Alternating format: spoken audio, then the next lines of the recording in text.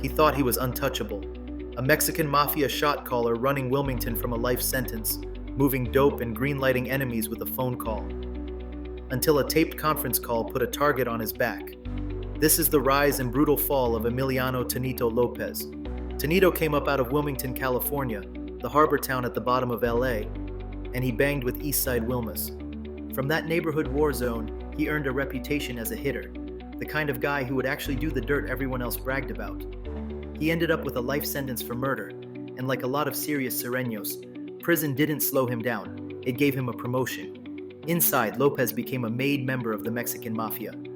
By the 2000s, Tonito was locked down in places like Pelican Bay and later Calipatria, but on paper he still controlled a huge piece of the streets. Investigators say he and another veteran MA member, Gabriel Sleepy Huerta, were running Wilmington through fear, taxes, and murder. Tonito used a classic Ime setup, his brother and homeboys on the street as his crew, and trusted secretaries like Ricky Fao to handle messages, money, and discipline. But the same technology that made him powerful is what got him killed. Tonito embraced contraband cell phones and even recorded prison phones. He ran business from behind the wall like he was in a corner office, ordering hits, taxing dealers, and using his wife as a go-between on the streets. La M got word that his wife was talking to law enforcement, and they told Tonito to handle it. When he didn't, members started whispering that he'd gone soft. Or worse, that he was a liability.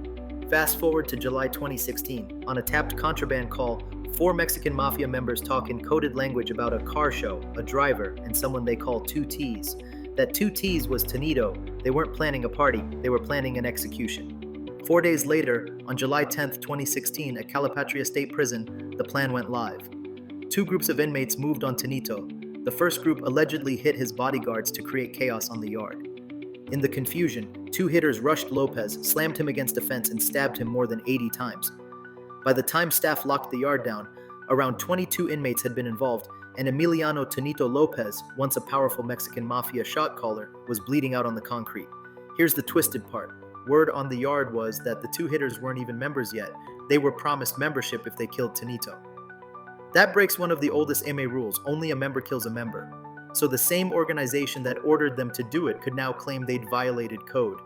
According to prison gang sources, Stomper, one of the 2 hitters, was later attacked on 2 different yards, and Spider ducked into protective custody after the first attempt on his life.